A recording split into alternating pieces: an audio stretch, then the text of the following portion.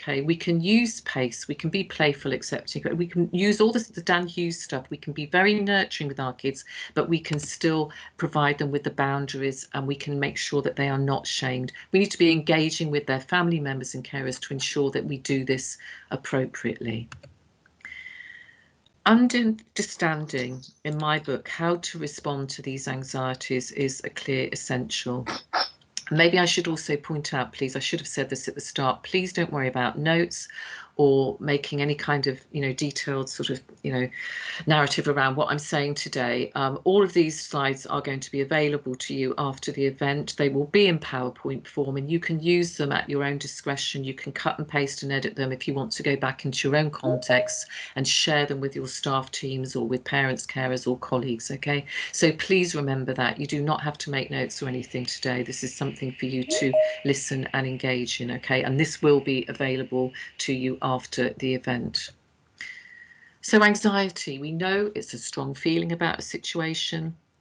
We're thinking about a threat or something which may go wrong in the future. And of course, what may go wrong, we know what may go wrong. People may die of this virus, and that's really, really significantly important to remember. This is very, very unusual, causing fright, uncertainty. It lasts a long time or a short time. It can be prolonged, or it can be something that just is periodical and in terms of actually what we're experiencing at that point in time. However, it can, in the worst case scenario, affect our ability to eat, sleep, concentrate, travel, leave the house, go to school and work. So all those different so-called phobias that I alluded to at the outset, these can be someone's experience of anxiety.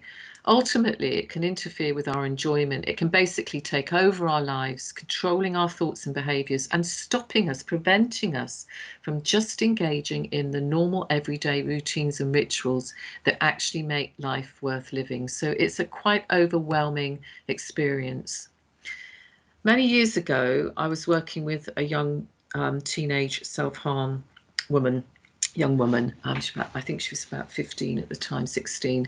And I asked her to describe to me what her anxiety felt like, because it was really difficult to just get this into words. And it's very important that we have this kind of somehow visually or just verbally able to explain how this really feels to me or to you. She said it felt like a brick wall. Basically, it was in front of her. There was no way of navigating it. It was like this big block right in front of her. She couldn't get over it. She couldn't get around. So I asked her to think about what this would look like if she could just manage it a wee bit better. Not setting big goals. I don't believe in big goals. I believe in small steps that we can manage, we can see ourselves achieve. But what would it look like if she could just manage it just that wee bit better? It wasn't quite so bad, and she could begin to actually manage to just do some of the things that she knew she wanted to do without this level of fear and anxiety. And she actually said it would be like this. It would be like the bricks were in the form of a staircase that I could take step by step, little steps, in order to be able to manage it. And if I just did that wee first one, I would be able to begin to think that I could manage it and get to the top there. Now, this is exactly, in essence, what I call an anxiety hierarchy. And I'm going to come back to this because, of course, this is one of the tools which I presented in the Toolbox of Wellbeing. And anxiety ladders are something I use all the time with my children and young people.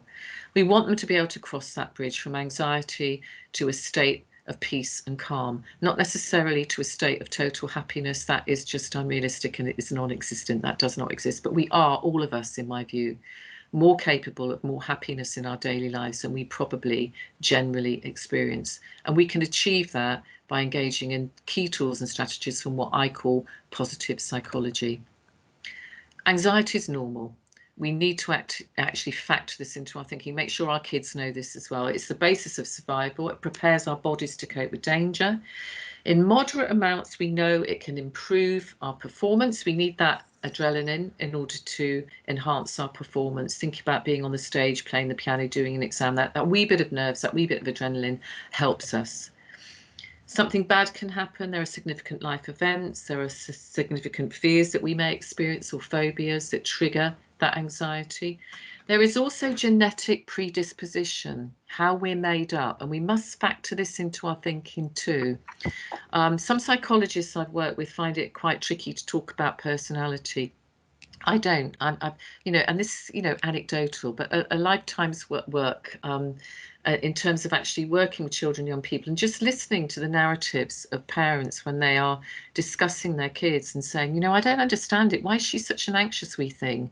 You know, her elder sister was so content. She was always like that, even as a baby. She fed well. She was kind of relaxed about everything. If she got things wrong, she didn't mind. She just brushed it off. She got up, kept going. Why is she so? She's always kind of found this harder.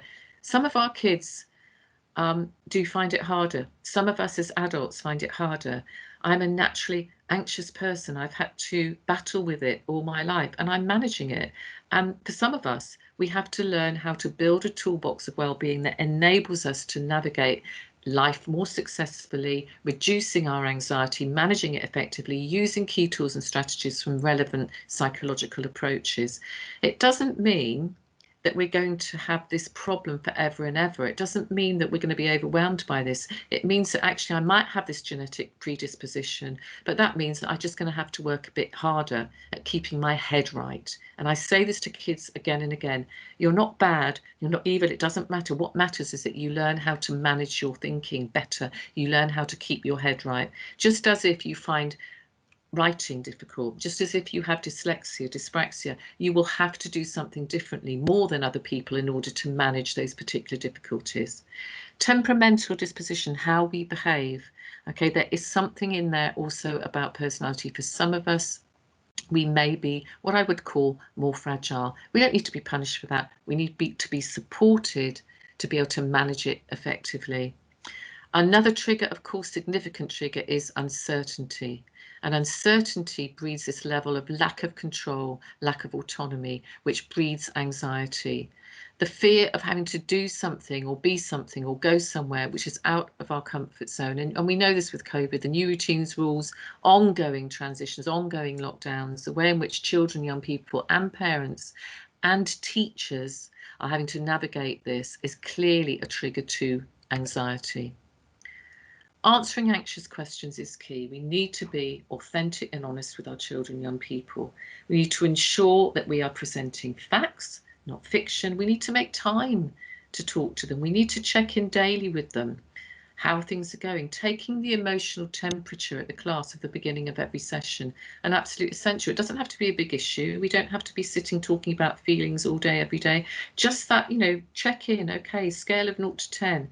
How are we feeling? Is everyone at this end? Are we okay? Are we feeling relaxed? Are we feeling that we can manage? Or are we down at this end? Are we all an 8 or a 10? Or are some of us finding this hard? If you are, give me your secret signal. We're going to have some time so we can talk about this afterwards. Or we're going to have just a moment where we can actually just engage with you in order to help you self-soothe.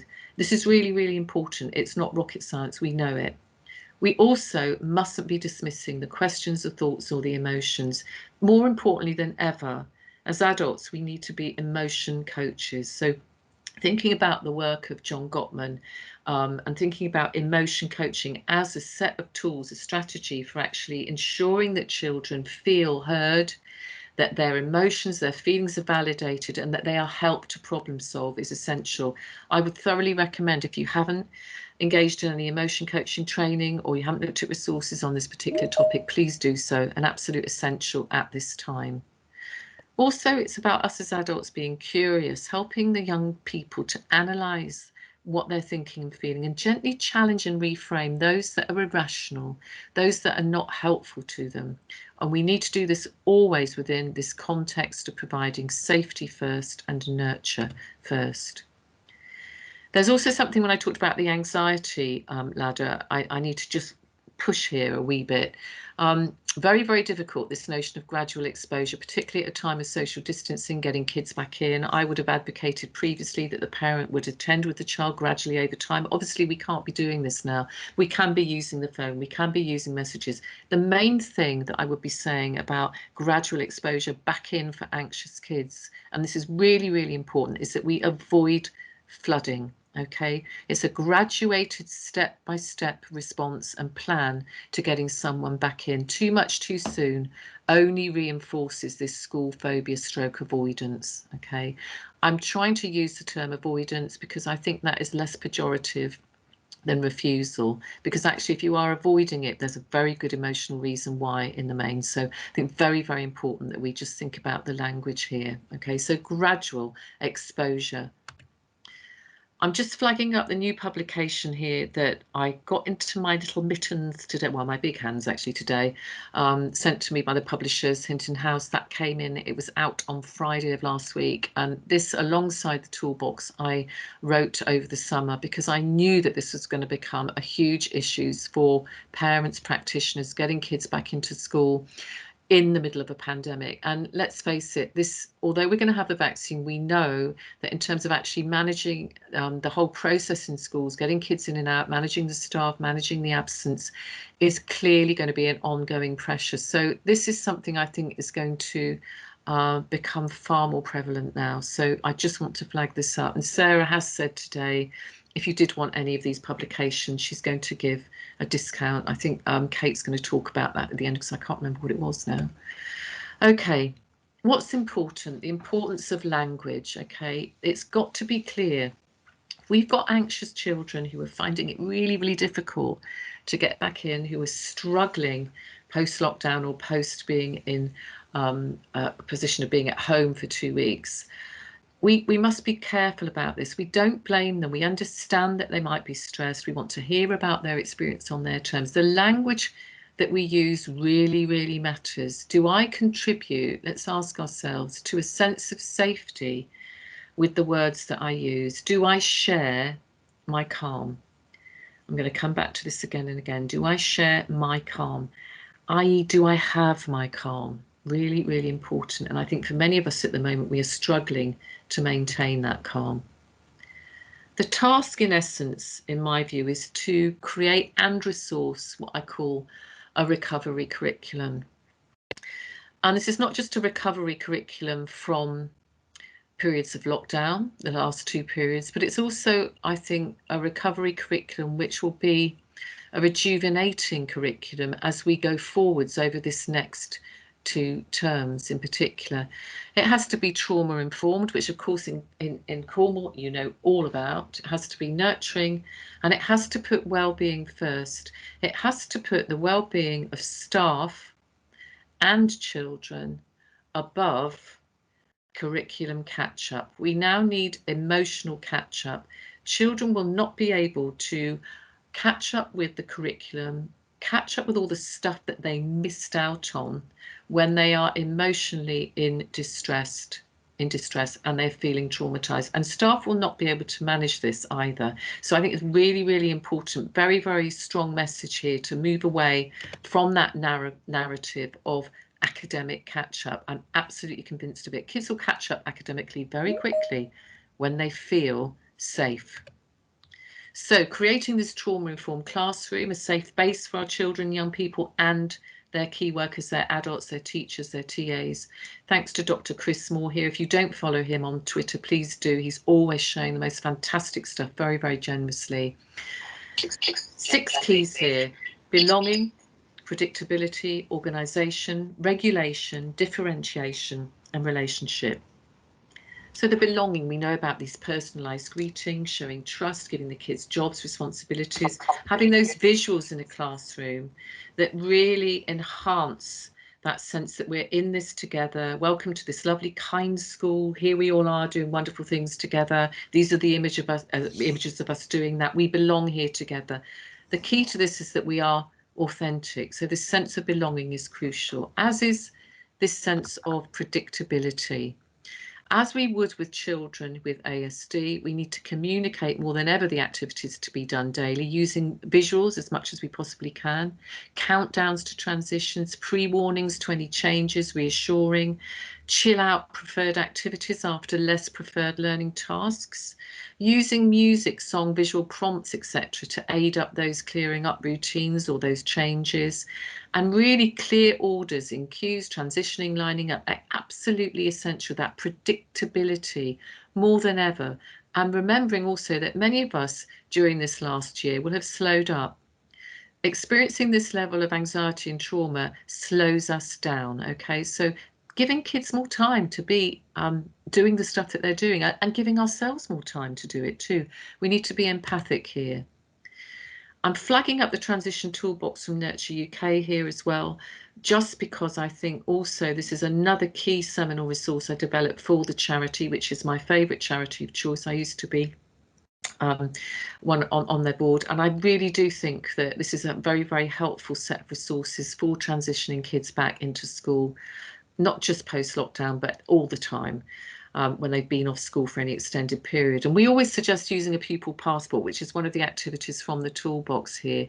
You know, when you actually identify strengths, areas, interests that the child may have, barriers to learning, any important contextual information about the family, external agency advice, but usually all on one A4 sheet, okay? Any kind of strategies that you put into place at school, home, that will have had any impact, and what resources, special resources they might need, or strategies that may be useful.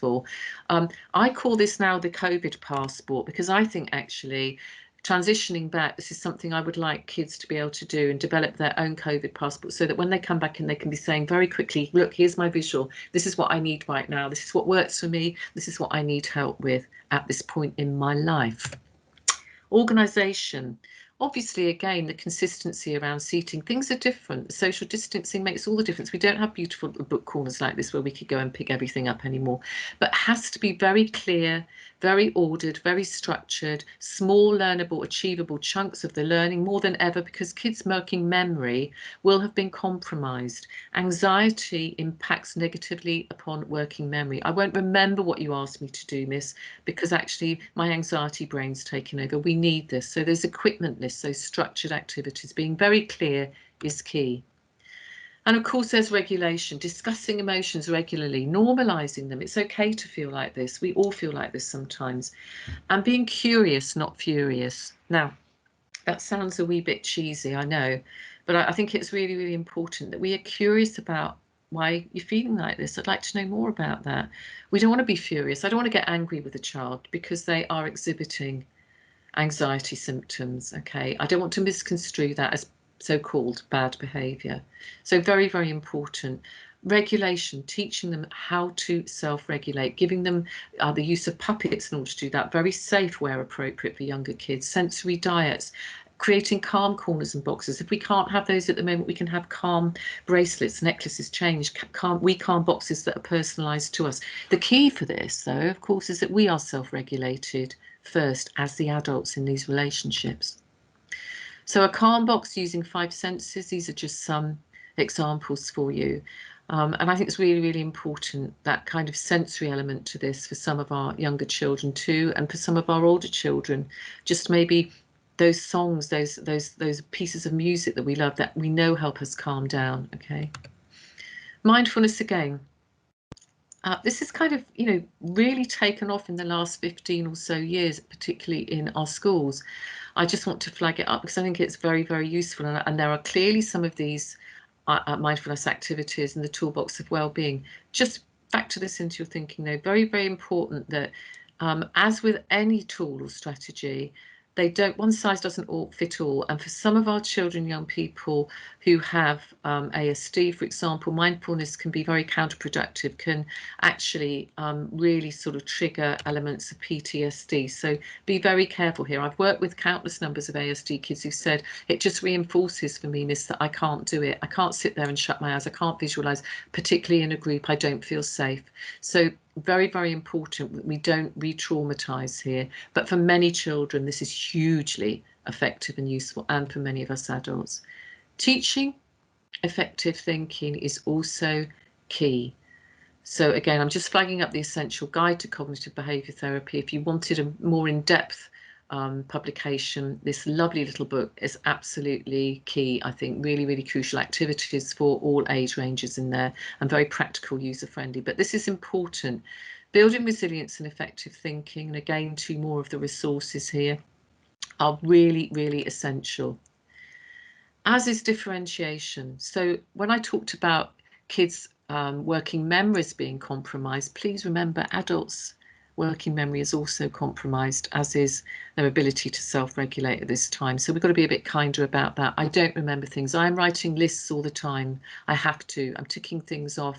I'm blocking time out. I'm sorting myself out to be far more organised than I normally would have to be, because my memory is not working as well. My working memory of what I'm actually supposed to be doing at this moment in time. It needs to be simple, visual, and give extra time. Again, I said people are getting slower, and we need to actually factor that into the way in which we present the curriculum. Structures, frameworks for writing, tasking, and ensuring limited choice and autonomy. Remember, too much choice also increases anxiety. Children need structures and boundaries, so they need limited choice, either this or that, not just a free-for-all. It's very important. We need to be organised. And then, of course, relationship. Where have the cuddles gone? I say that with some sadness, because I'm a great believer in physical contact and actually the reassurance that that gives and provides in the right way to our children, young people, and to us as adults, of course. We can't do that, but there are many ways that we can show our love for our kids by not being close to them physically. We can do lots of things in terms of those secret signals, those smiles, those virtual hugs, etc. Modelling the social skills, teaching conflict management, identifying, building on their personal strengths and interests, showing them that we really care about them genuinely. It's authentic. Ultimately, it's about kindness, and I'm going to share my kindness plan later in this session, because I think kindness, the most underrated word, and we need to be much, much kinder at this point in time, both to ourselves and to others. So developing our positive psychology approaches and what I call our kindness curriculum here is key. Our brain grows like a muscle, we know this, and I think we can ensure that it continues to grow if we engage in activities and positive psychology. There's a list here. I'm not going to go through it, because I'm well aware that what I am going to talk about as we just look at the resource in a moment are many of these key elements from positive psychology. And all of these, I have to say, to some extent are included in the Toolbox of Wellbeing. They're not presented in a totally consistent way across both age groups, but they are all there at some point. And it's really important. These are the things that keep us well. I am a positive psychologist. I live and breathe this stuff. It's what keeps me well. It keeps my head right, keeps my heart right. And I really do believe that this does work. There's a good evidence base for it. So when we are initially talking with our kids who are anxious, traumatized, we need to really think about, as I said earlier, our language and our tone within the context of this trauma-sensitive, trauma-informed, nurturing classroom. We need to ensure our language is right. Safety first. I'm here for you. I'm staying here. You're going to be okay. I know I can see you feeling anxious. I'm here for you. Physiology, recognizing that and encouraging the child to be able to do that and to think where this is impacting them on their body, in their bodies. It's going to pass. Your body's responding in an anxious way. Give it a minute or two. It's going to go. You've been through it before. You can do it again. Reassurance. Validation, that must be so hard. I'm sorry it's making you feel so nervous. I know it sounds hard for you. Do you want to talk it through? It's not silly you feel like this. It totally matters. I can see you worried. How can I help you right now? And again, simple, 9 things to share to your anxious child. I got this from some lovely person on Twitter, and I don't know who shared it, so please forgive me for not crediting you. But I just thought this was so lovely and so simple. I shared it with so many of my friends and carers as well. I'm here with you. You're safe. Do you want to do some dancing or running to get rid of all the worried energy? Tell me about it. What would you like to say to your worry? What might your worry say back? Then what? Let's draw out that worry. What does it feel like in your body? Where is the worry? How big is it? Match your breaths to mine. Hey, co-regulation coming on there. Let's sync up some endings of what could happen. Anxious ones, goofy ones, and realistic ones. What's something we could do now to help you feel better? So just very, very simple things, but we need to think about our language. It really matters. And this is what really underpins this Toolbox of Wellbeing, which hopefully you all will have your copy of. And I think it's just fabulous. I'm over the moon that you're able to share this and that Kate's been able to arrange this for today.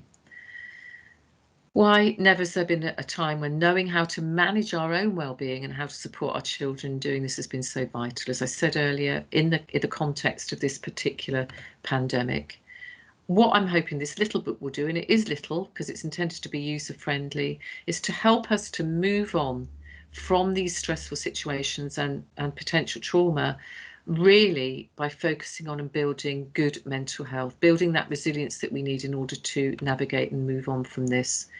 My lovely neighbour, who I gave a copy of this to in draft originally, and then I got her a copy, which I bought right at the start.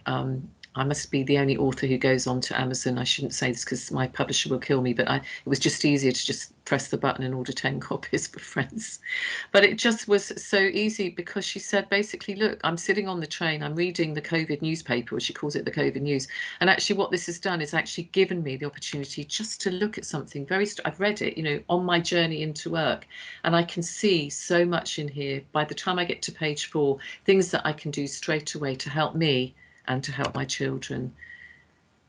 In my view, the school community is the medicine, okay? We need in schools to be providing this safe and nurturing haven that these children need, particularly when they don't have mums and dads who've got the capacity to do it.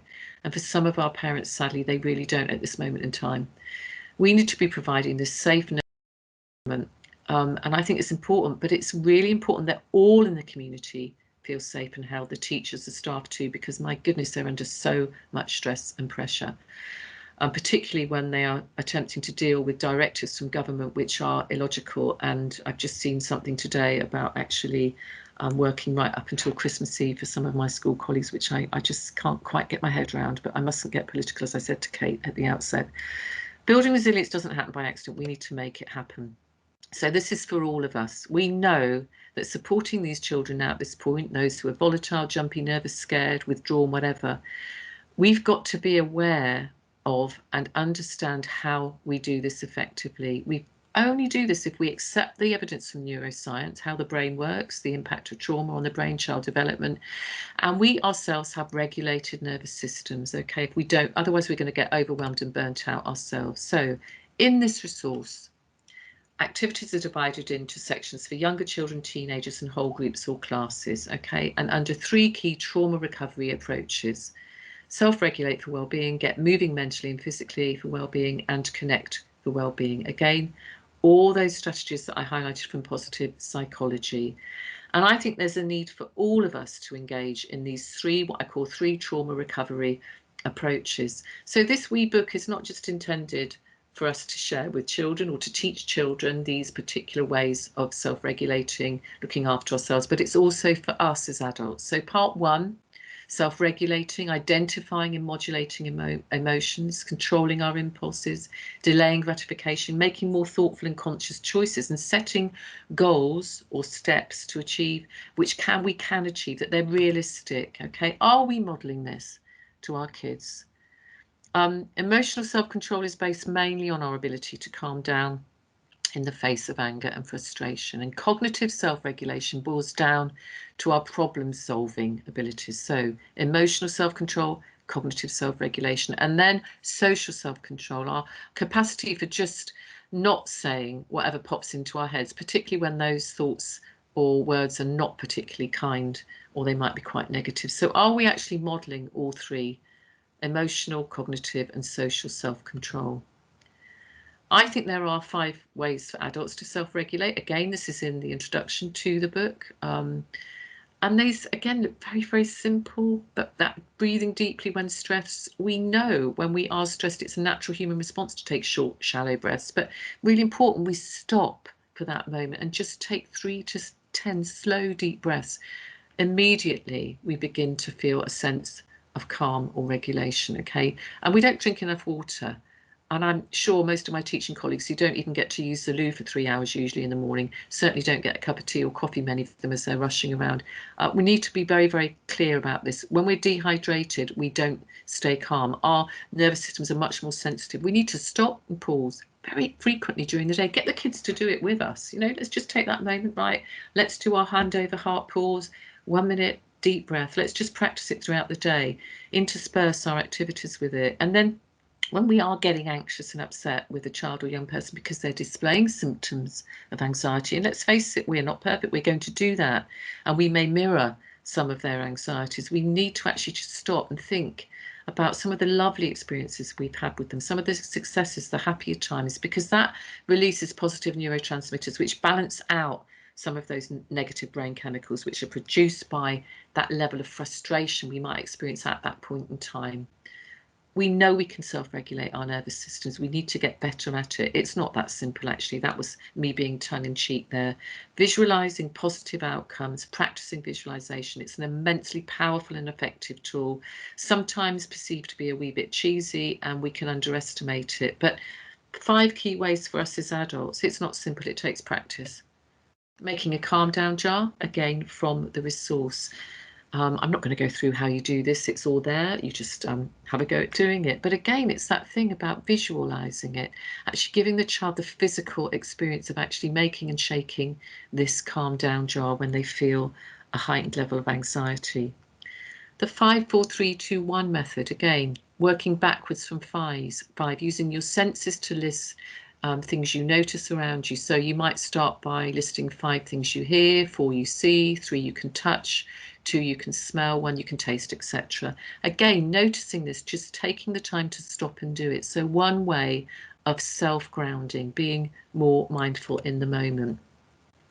Imagining yourself leaving painful feelings behind. Again, let me reinforce, every one of these is taken directly from the resource. So just picture yourself gathering up the emotions, scrunching them up, putting them into a box, walking, swimming, biking or jogging away from painful feelings, or imagining your thoughts as a song or a TV program that you don't like, changing the channel or turning down the volume. They're still there, but you don't have to listen to them again. I have developed during this pandemic a range of different plans, and this is one of the first ones, Get Grounded plan. And I'm showing this today. It's not in the book. However, I know that Kate has them and has been sharing them, and they're available in PDF form. And please, please use them, because again, making a plan to get and keep grounding is essential. Timetabling it in. Okay, so again, mnemonics. I love them. I love this kind of acrostic thing. Reliving happy times in the past. I just talked about that in terms of visualization, grounding yourself, testing your thinking, observing 3 good things daily, understanding when your body's saying it needs rest or time out, noticing and articulating 3 things you're grateful for each day, and focusing on what you can control. I think this is really important, using a challenging script when you begin to feel anxious. I can do this, I can focus on the positive and the next thing that I need to do and not worry about everything else, okay? Exploring different ways to soothe and regulate, and developing your own systems to support others using grounding techniques. So one of the key elements of this book is to ensure that adults know how to actually ensure that children and young people can do this. Sorry, for some reason my screen has disappeared, so I'm just going to get that back up. There you go. Part 2 of the resource, getting moving mentally and physically for well-being. And I've lumped these 2 together, the physical aspects physically of movement, but also cognitively in our heads, getting more agile in actually challenging some of those negative automatic thoughts processes that we might be engaging in. How do we keep calm and be resilient when we've got these buzzing minds? Now, from my perspective, Tina, may I stop you? Yes, of course. I can't see the screen at the moment. Oh, you can't? Oh, gosh. How long has that been going on? Just a moment. Okay. So if you'd like to unshare and reshare.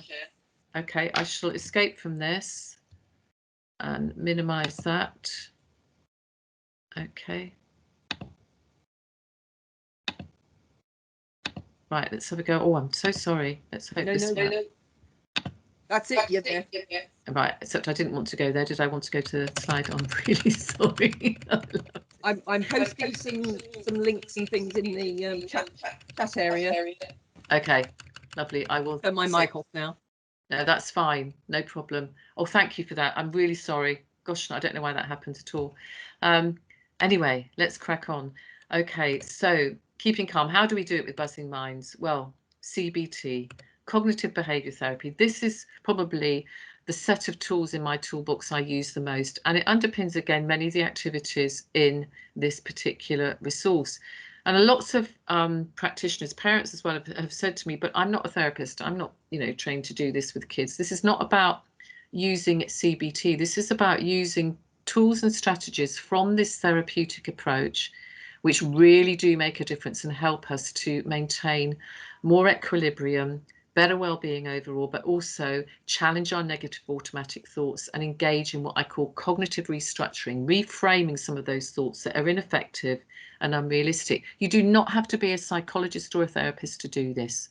This is a life skill that all of our kids should be taught right from the very beginning. And I believe, as soon as they get into nursery, in my view, and this is really, really important. This is not delivering therapy. This is actually challenging some of those negative automatic thinking patterns that all of us need to have challenged and to be able to challenge ourselves. So key tools and strategies from not using it as a therapy. Based on the idea, this particular approach, that thoughts create moods, influence our behaviour and alter our physiological states. It's also about how we interpret stuff, okay? Because sometimes we very often get into this kind of sense or way of being where we actually think that what we are thinking is a fact, or what we are feeling is a fact. And actually CBT teaches us that it's not always so. We sometimes get it wrong. We interpret things very inaccurately, and this can lead to a real sense of dissonance. So I am going to stop talking now for about 8 or so minutes, if this is okay, Kate, because what I'd like you to do is just, if you are in a group together, or even if you're on your own, is just have a go at this little activity. And this is what I use in all my sessions when I'm introducing CBT as a therapeutic set of tools that we can all use in schools with our kids and at home. And it's about all in the interpretation, how we interpret things. So the scenario is this: Joe, who is a girl for the argument, Joe and Alex could both be girls, they could both be boys, but for this particular scenario, I would like Joe to be a girl. She sees Alex at a party.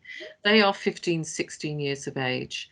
Joe thinks Alex looks nice, so goes up to him and tries to talk to him. Alex doesn't respond to her comment. He doesn't say anything. He just seems to blank her. Okay, so she goes up to him at the party, tries to chat him up, basically, tries to talk to him. He doesn't respond. It's almost as if he's blanking her. So I'd like you, if you're on your own, if you can do this just for a few minutes, if you're together as a staff team, but just to think about this. What do you think Joe may be thinking as a result of Alex's lack of responsiveness? What impact might this have on her feelings and subsequently on her behaviour? So what might she be feeling, thinking, and how might she behave as a result of this particular situation? Is that okay, Kate? Absolutely, absolutely. And if nothing, I'm sure people will leap up and stretch and do all those things that we advocate doing. But Okay. look forward to having you all back in a moment. Yeah. So just give it, I think, till let's just say about 8 minutes past. Sorry to be anal about this, but go for it. Just the way I am. Excellent. Anybody needs anything in the meantime, just drop me a message.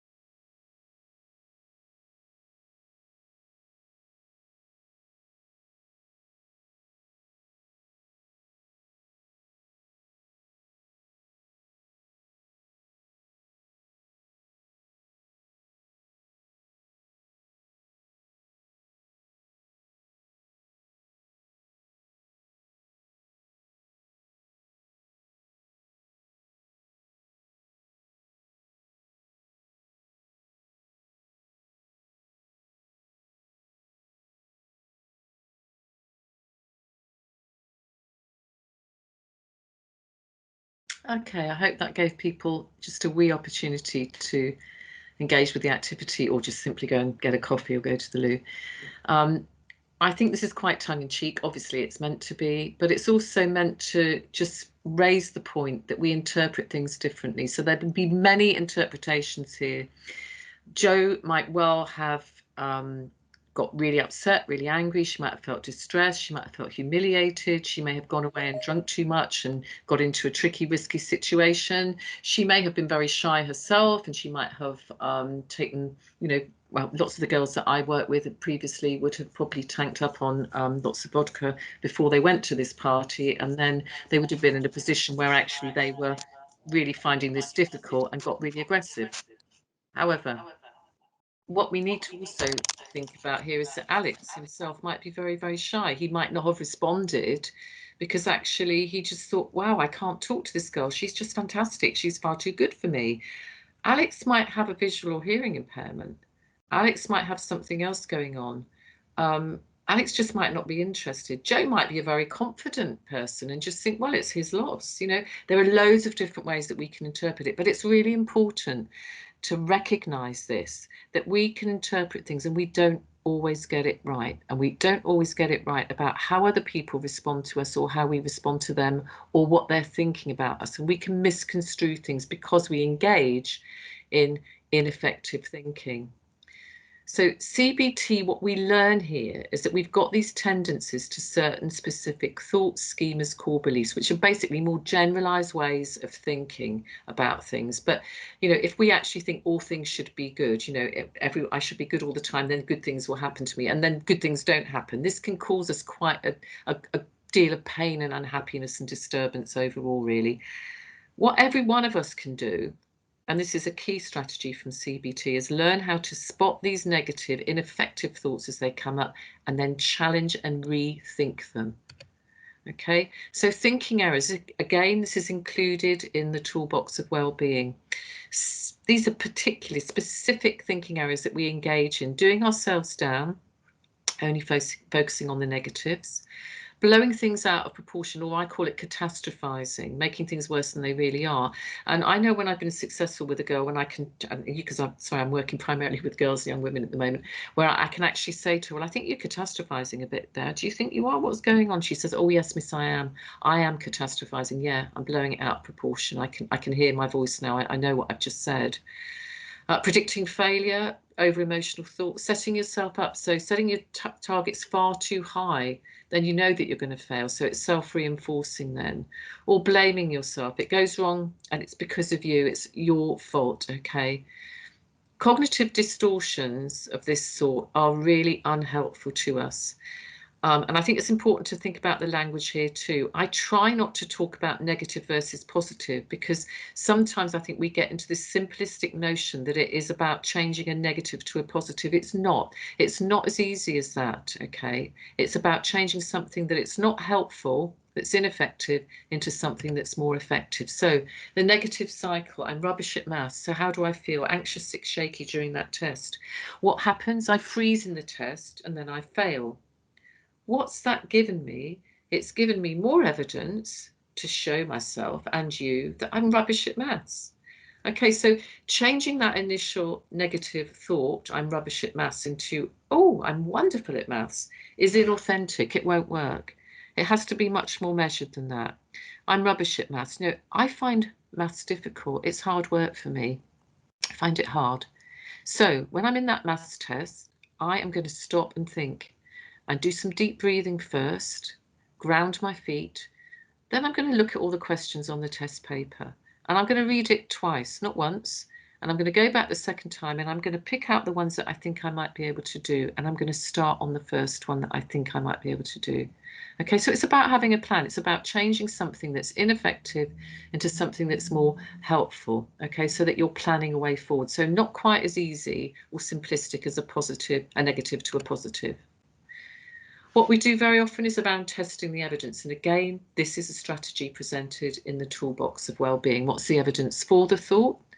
What's the evidence against it? What would my best friends say if they heard my thought? If they haven't got a best friend, when you're working with a child, young person, we can think about an adult, someone that loves them, or teacher, or you. What would you say? What would my teacher say if they heard my thought? What would my parents or carers say? What would I say to my best friend if he or she had the same thought? That's usually when the cognitive shift takes place, because we all love giving advice, telling other people what to do. But you see, I would then be saying to the child after that, okay, so if you'd say that to your friend, why don't you say it to yourself? How about writing that down as a script for yourself next time you have that negative thought? So a very simple strategy. Am I making mistakes here? Am I blowing it up, forgetting my strengths or good points, predicting failure? So all of those thinking errors that I alluded to on the previous slide. This is a really, really important, useful strategy, testing the evidence. All of us can do it. I don't need to be a therapist to do this. Remembering what we believe about ourselves is not always true. It's often not how other people see us, and we need to challenge these kinds of beliefs. So you can have a go at this. I would suggest that you take this away, this one, and have a go, because it's quite fun to really sit down and spend quite a few minutes doing this. So identifying a negative automatic thought that you have quite frequently. And if you're going to do this in a session, when you deliver this session to a staff team or with others, it's usually quite important initially just to not pick on something that is too deep or meaningful, but just a negative thought you might have, okay, on a regular basis, like I'm not a very good driver. It's true in my case. What's the evidence for it? What's the evidence against it? You might write that down into columns as you ask your individual friend or person that you're working with these questions. What would your best friend say about this thought? What would you say to your best friend? How true do you think this thought is now that you've actually worked out what you would say to your best friend? Okay. Many years ago, I did this particular activity with a wonderful group of ELSAs, emotionally literate support assistants. We had great fun. It was in Cardiff in Wales. And what was quite interesting was just kind of earwigging me. I'm very nosy, listening to what people were actually talking about. And there was a lot, sadly, to do with weight. And I think I'm fat, I think I'm this, and that's my negative automatic thought.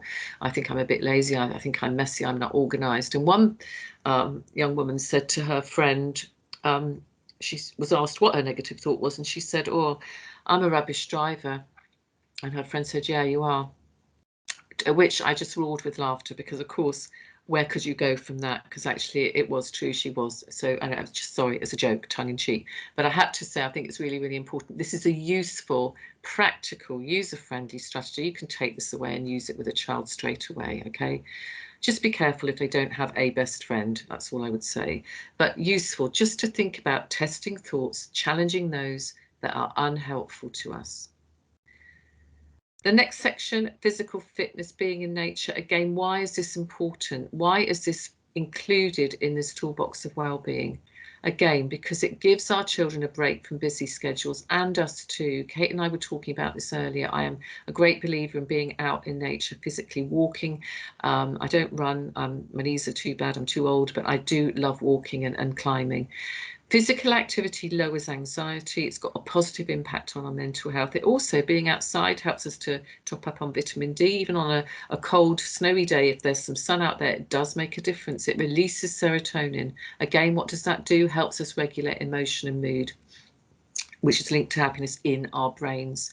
It relieves stress. It relieves anxiety. I talk a lot about worry time as well, and this is one of the other strategies presented in the toolbox. Thinking about your day and finding a time in it when it would be okay to worry. I say to kids, okay, come home, sit down, 5 or 10 minutes, that's your worry time, okay?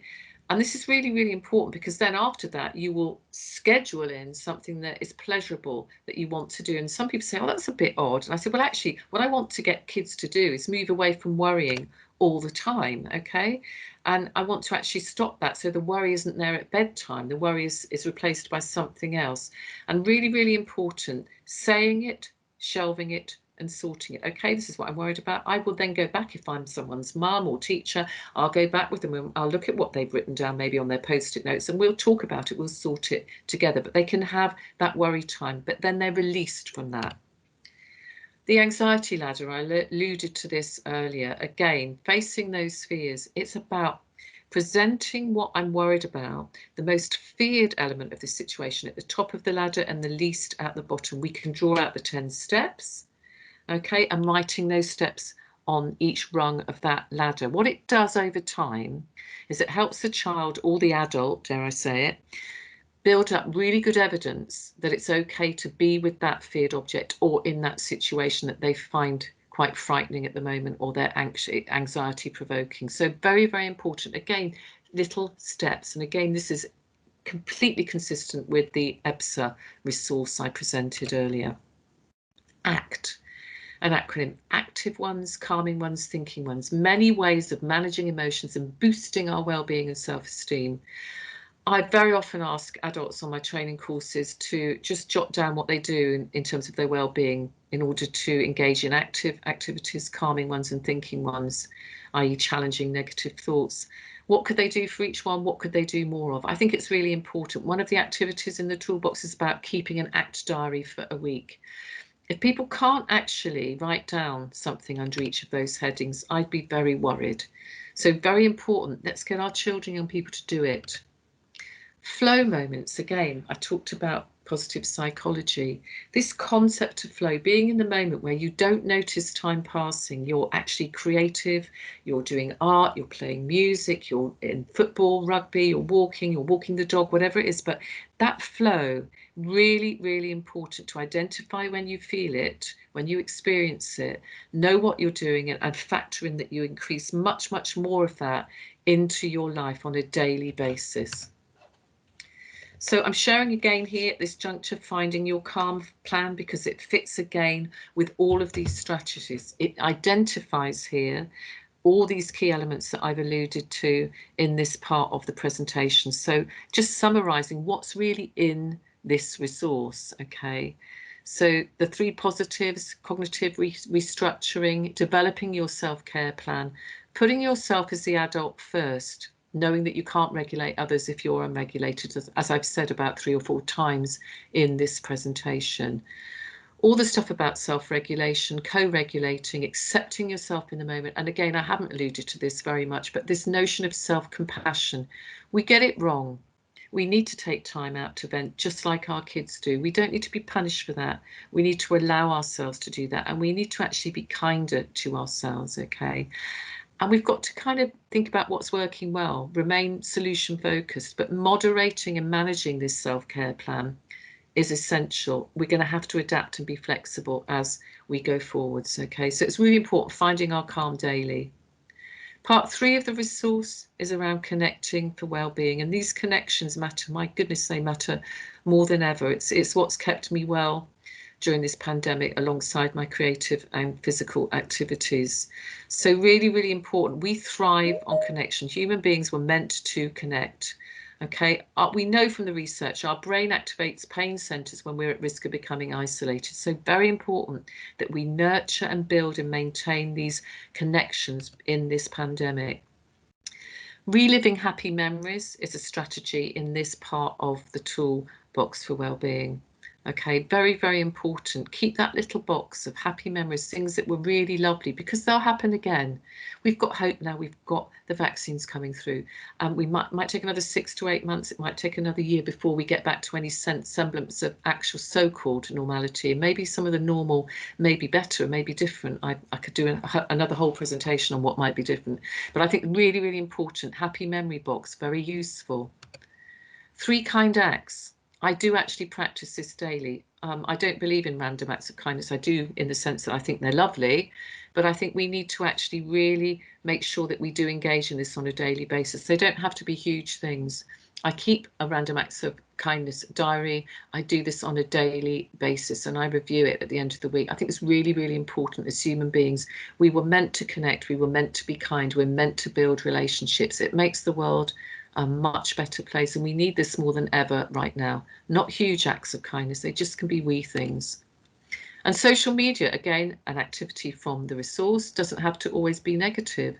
I have worked with kids from Kent over the first lockdown period, where they created this fabulous WhatsApp group where all they did was send kind messages to each other, encouragements, and checked in.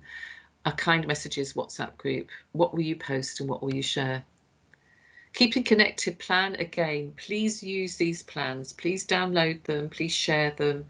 And this is just a very simple advice on actually keeping connected to yourself emotionally, expressing your feelings, not bottling them up, but also connecting to your physical, emotional and sensory needs, grounding yourself, connecting in a good way via social media, sending those virtual hugs and setting up cultures of connections wherever we are, school or in the home. Taking time, it can be 5 to 6 minutes sometimes, or 1 minute, just that quick phone call, that quick text or WhatsApp to someone. But those daily moments of connection, like those 3 kind acts, need to be timetabled in. In my view, positive psychology needs to be core for this so-called recovery, revival, renewal curriculum. And maybe we'll start to call it a renewal curriculum rather than recovery as we go through the next couple of terms. So being continually aware of our positive experiences, engaging in these flow experiences that we enjoy, that give us a buzz, supporting kids to do this by activity scheduling with them. Writing it out is really, really important. These are the lovely things we're going to do each day, or you're going to do each day, that make you feel good. Timetabling those in. Anxious kids find that difficult. We need to help them with it. Being able to reframe negative stories and continually tell ourselves what's positive about our lives. Fostering flow, recalling happy memories, moving from comfort zones to stretch zones. Just that little bit, that first initial step up that ladder in order to promote resilience, and not being frightened to ask for help. Resilient kids, resilient adults, we ask for help. Okay, we are connected and we ask for help when we need it. And we need to also have this courage to fail and learn from those failures, knowing that it's okay. So a bit of self-compassion here. Ultimately, we need, as I said at the outset, to understand trauma, to understand anxiety, and to be very clear about this. I flagged up here the Wellbeing Toolkit for mental health leads.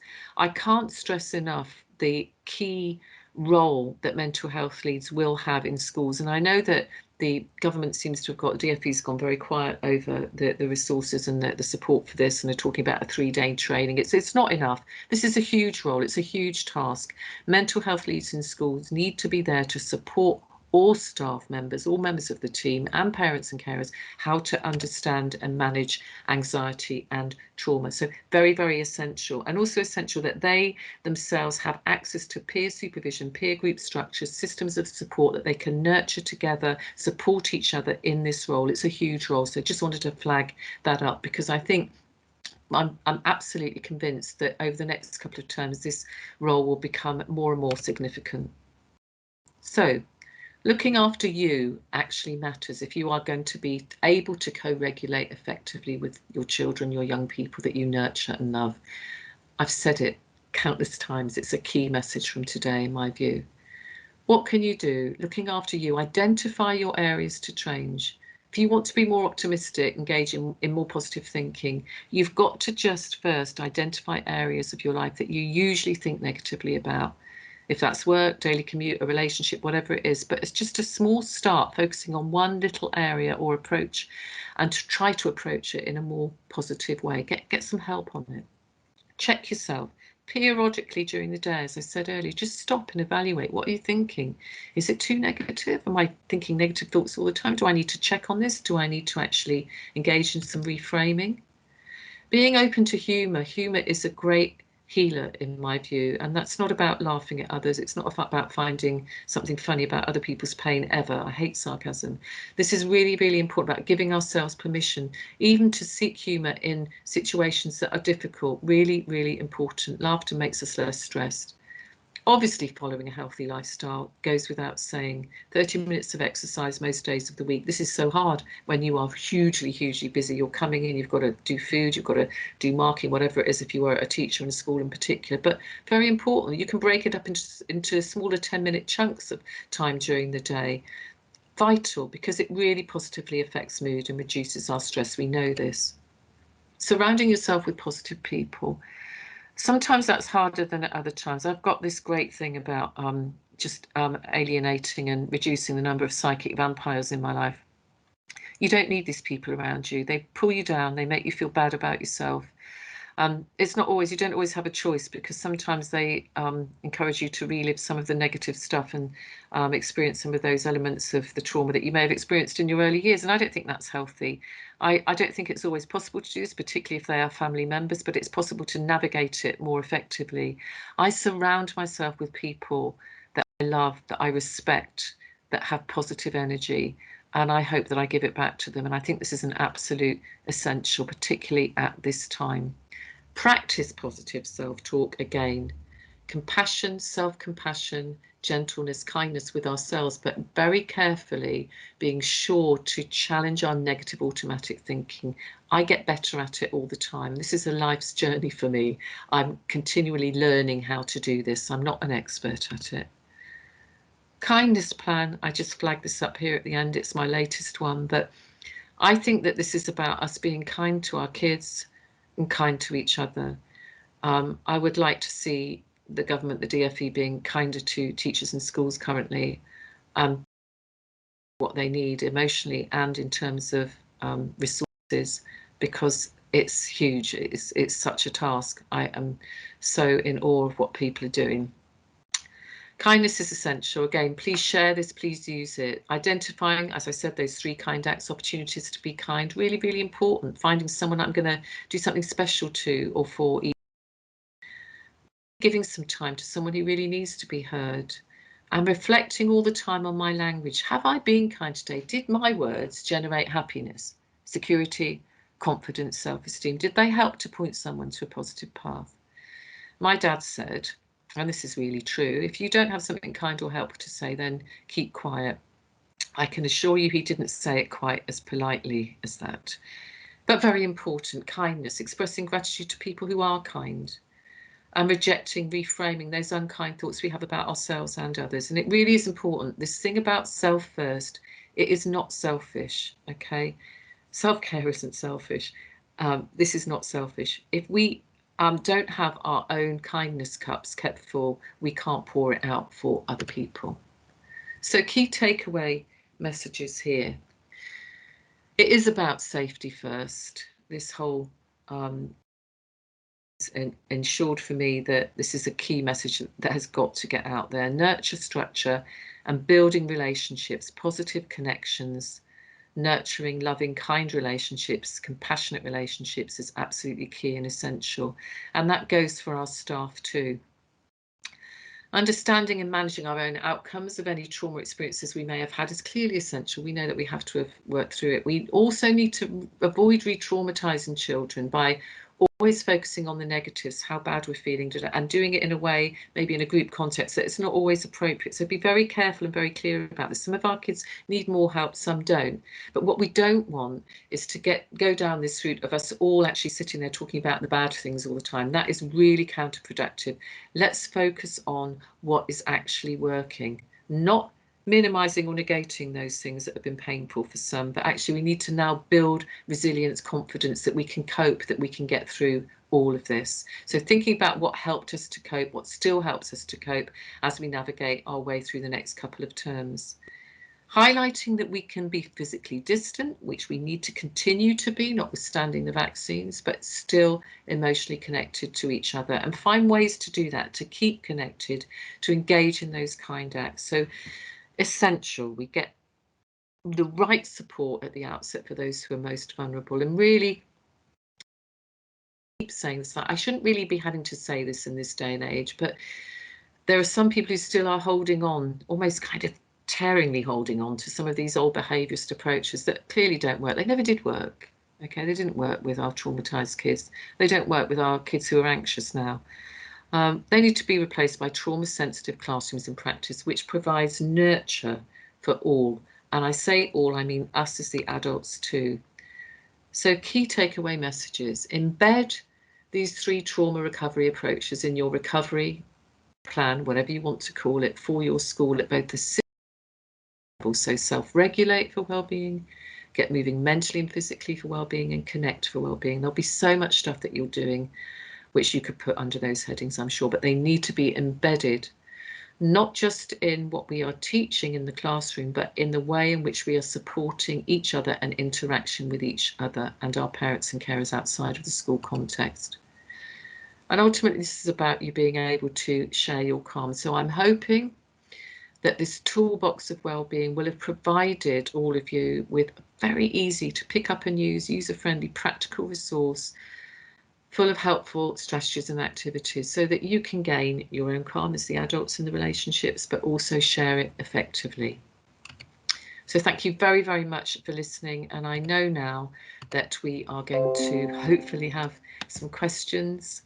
So I'll just get this big screen straight back on again. Okay. And I'll hand back over. If you could stop even sharing, Tina. Yeah, that's it. Take back control. Thank Lovely. you. That's good. Words absolutely fail me, and nothing I say at the moment will be enough. So I'm very, very pleased to welcome a young person who's been involved in the Head Start program for a little while, and has been an absolute joy and delight to work with. Zoe, if I may hand over to you if you're ready. And Zoe will propose much more articulately than I could manage a vote of thanks. Are you with us, Zoe? Yes, I should be. Excellent. I just wanted to say thank you for coming along to Dr. Tina Rae's live webinar on her amazing book, A Toolbox of Wellbeing. And thank you, Tina, for taking the time to come along and support the young people and their wellbeing in Cornwall alongside Head Start, because it means a lot. Oh, thank you. Thank you, Zoe. That's lovely. So I'm Zoe, and I've been working with Head Start for a while. We've been working on the Wellbeing Action Plan, the Back to School campaign with the Same Storm Different Boat bus stop posters, and we're now working to make a difference across schools and how every interaction serves as an intervention for young people with our own programme. I've recently had the pleasure of reading some of Tina's other books, such as It's Okay Not to Be Okay, and I found it really insightful for not only myself as a young person, but also the book contains a lot of important information for teachers and parents, and it allows them to help their young people too. And thank you for coming along to everyone else, because sessions like this are really important for young people and for people like you to attend in order to gain more knowledge and understanding of how you can help. And, you know, we all face increasingly difficult situations, and just we need some help to keep going and to keep being, because it's not always about giving 100% all of the time. It's just doing what you can. Yeah, perfect. Going to hand back over to Kate. Thank you ever so much, Zoe. That was absolutely terrific, and we're absolutely thrilled to bits with your message there. It is about the young people of Cornwall, primary, secondary, wherever. This is what we're about. Let's open up the last bit of the section to you guys. If there's any comments, any questions, anything you want to ask or share, please do. If you want to raise your hand, we'll try and wrangle it that way, or type questions into the bar. And I hope, Zoe, you can see the messages that are coming in for you as well. Yeah, I can. Thank you. Excellent stuff. So may I hand over? Does anybody have any questions? I'll go in there to see if I can see any hands. You're all probably thinking of the gin and tonic that is awaiting you. Or is that just me? No, it's me. Oh, I have a hand. Right. Let me find you. Let me find you. No, I've lost it. Did I frighten you off? I think it was someone joining, Kate. Oh, I beg your pardon. Thank you. Oh, Charlotte. I'm Charlotte. Thanks, Kate, and a huge thank you, Tina, for your presentation and for sharing your immense expertise in Cornwall. Obviously, you'll know from Kate the amount of work that we're doing in Cornwall to promote really, really good emotional and mental well-being of our children and young people. And we absolutely advocate that, you know, it's got to be a joint effort, adults and children and young people, whether we're parents, carers, school workforce, social workers, you know, whoever, you know, we're actually trying to build a much more emotionally resilient, embracing community in Cornwall, and trying to shift this into a much more cultural approach. And I think everything that you've described in the session this afternoon is reinforcing that 10 times over. And I think, you know, the material that sharing and immense value to our programme. So it's a very big thank you. And just to also reflect that we are influencing our CAMS transformation strategy as a result, and there is a really strong partnership now promoting the I Thrive framework in Cornwall and a trauma-informed approach as well.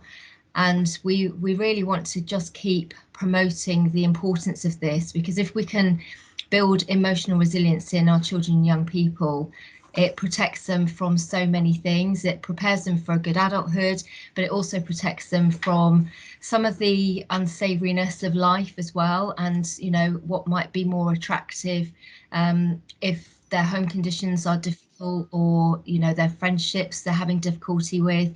So it's just so fundamentally important. And as you all know, the investment into universal preventative services is always under pressure, and that's understandable. But we are really hoping to make a shift in Cornwall that, you know, really does make this everybody's business. So just huge thank you for everything that you have brought to us, and we will keep using your material as much as you're happy for us to do that. Oh, absolutely. Yeah, thank you very much. I'm totally, everything that I presented today, please use it, please take it away, edit it, you know, and I think it's really, really important that, you know, there's so much going on that you've built currently, and you've actually got this kind of plan for the future that is really so powerful going forwards. The idea of actually making sure that it is so joined up is essential, and I'm so glad that the CAMS element here is on board. Hi Charlotte, nice to see you. Sorry, I didn't realise my camera was off, so you were No, talking it's all right. a blank Look at slate. that lovely background. Oh, isn't that beautiful? Oh, that's wonderful. No, I just, you know, I'm just so, I mean, I've heard so much about what you're doing. So I just felt this is a wee bit of an honour today to be asked to do this. I was chuffed a bit. So thank you for asking me. I'm just, you know, delighted. So anything that I presented, please just use it. I'm more than happy for people to do it. And if there's anything else you need that I can, you know, pass your way, I will do that. Absolutely. At this juncture, it's got to be about the children, the adults, the parents, people coming together. And I think professionals like myself should be really sharing as much as they possibly can now. Oh, thank you. And I don't want to speak for anybody on this session, but the very simple, practical examples that you've given that everybody can adopt, and that point you made about, you know, you don't have to be a therapist, and I think that's part of this whole enigma around mental health, isn't it? That you feel you're either a trained professional and therefore you can, and everybody else can't, but actually we need to shift that, don't we? And I think that's a really important message. We all have our part to play in our own and others' mental health. Yeah, and we've all got that mental health, so we all need to take some responsibility for it. We can only do that if we feel skilled up enough ourselves, you know. And I'm a great believer as a psychologist in giving psychology away. Some psychologists will disagree with me totally. That's fine, that's their prerogative, but I actually think it's important. What's it there for? Most of it is common sense, and it's not rocket science. Lots of psychologists don't like me saying that either, but it's not rocket science, it's common sense. And actually we can all learn to use psychology to benefit our own well-being and improve it. So, you know, I think that's really, really vital point to get across. Fantastic. I can't see. Oh, let me think. No, I think it's still your hand, Charlotte. We've got some lovely comments coming in and thank yous from people. Just to confirm, we will send the slides out with the link to the feedback form. Please fill in the feedback form. It's partly about experience this evening, which clearly you've enjoyed, but also an opportunity to tell us what we can be doing next, both as part of the hub and as part of the Wellbeing for Education return training. Don't please forget the 10% off with Hinton House. You've seen some of the amazing resources that they have from Tina. I think the EBSA book is going to be absolutely fantastic. I'm sitting here with bated breath waiting for mine to be delivered, and so I can share it more widely in and get it, tell you more about it from experience. But please do use that form and let us know. And all the other things that Tina mentioned, all the resources and the plans, again, very kindly shared with us, so I will forward on to you. And if there's anything you want to check back on afterwards, do please get back to us. Yes, do any more comments, any more questions? Am I seeing everything that I should be seeing? I highly recommend that you check out the work that Zoe has been doing on the Impacts project. Again, you'll find a link in the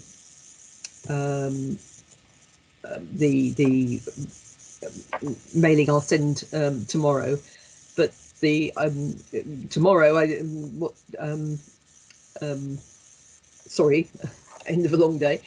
Tomorrow, Zoe is actually filming some training materials with John from Pirate FM, and we're going to put on the hub a short training course in sections for teachers and school staff around this putting into action in school impacts. Important actions stick, and it's the simple stuff that makes a difference. Please do look out for that as well. Kate, yep, thank you. Yep, can't see any further questions. As I say, Kate, it's Isabel. I've got a question. Oh, well done, you. Excellent. Thanks, Isabel. You can always rely on me, Kate. I wouldn't have it any other way. I have a question with regards to the mental health lead toolkit. Will there be any sessions, if we were to buy into that, would there be any sessions run through Head Start and Tina for mental health leads in school? May I take that, Tina? I think better. Yeah. If you're willing, I know I've spoken about it with Sarah briefly, but it would be something that I am really, really passionate to do for mental health leads. I think it's such an important role, and I think to get together our leads in Cornwall to enable you to network and share with each other, and to have some support and training. If you don't know, colleagues online, there is an amazing wellbeing toolkit for mental health leads. I used to wave it in front of my camera when I was on Zoom calls, but I began to get an RSI because it's such a lofty resource. But it's an incredibly good piece of work, and with things like policies and links to behaviour and relational policies, and understanding key mental health issues and supporting young people and getting it out there in the school. It's a fantastic resource, and it's one of the things that I would very much like to be developing in the new school year for mental health leads. So keep an eye out for that one, and I hope you had that conversation with Sarah more directly than we've had it, Tina. Yes, yeah, that sounds good. That sounds like a really good way forward. Yeah, I think the idea of setting up a network, a support network, is absolutely crucial. It's essential, because it's such a big role, and I think people need to feel that they've got support from colleagues to, push this out there and take that role forward, really. I mean, for those of us that are mental health leads in school, when we considered that there would be DFE guidance and training and so on and so forth, and we kind of like started the new academic year, and it was right, okay, how are we moving forward with this? What do we do? And, you know, other leads and what have you that I've spoken to, we've been sort of conversing, going, well, how are you doing it, and how are you doing it, and how are you auditing your school, and how are you auditing your staff, and how are you getting your parents involved? It's all those kinds of things that just a slight bit of guidance on it, and you know, you can be away, but it's knowing that you're doing it right within, because nobody wants to do it wrong. This is really important stuff. Yeah, yeah, yeah, absolutely. Yeah. I've just put it in the text there, but Isabel, I hope you don't mind me saying so. I think you're one of the people in Cornwall who should be sharing your passion, your dedication, and your knowledge, and with and the work that you do with other colleagues. I think you're a leading light in the world in mental health leads in Cornwall. Oh, bless you, Kate. Checks in the post. Bless you. Thank you. There's again some lovely comments. Okay, how are we doing? Can't see any more questions. No, I'm whizzing up and down. I can't. No, and I've got I think the Head Start equivalent of QI elves in the background who are also looking and have done a wonderful job of keeping things on track. So many thanks to both Hannah and to Liv this evening as well for doing that. So, well, I think Tina, I think we're our opportunity to let you go, and with a massive thank you from Cornwall, and a thank you to everybody who's joined us this evening. It's the wrong end of a term. Yeah. Wrong end of a term that's been just a little bit unusual and difficult and challenging, and yet you still take time to turn up and take part. Wonderful. Around wellbeing. Bless you all. You're an absolutely amazing bunch of people. Tina. Thank you. Thank you very much. Thanks, Kate. Thanks for asking me, and thanks for coming, everyone. Really appreciate it. It's wonderful. And all the best. I hope everyone gets a rest over the holidays and gives themselves permission to have one. There's some, yeah, thank you. Some lovely messages. Oh, and there's a question about the recording. Yes, recording. Tina has very kindly agreed that for the recording to be made available, and I'll, where people have sent individual requests, I'll be in touch with you about that. Excellent. Many thanks indeed.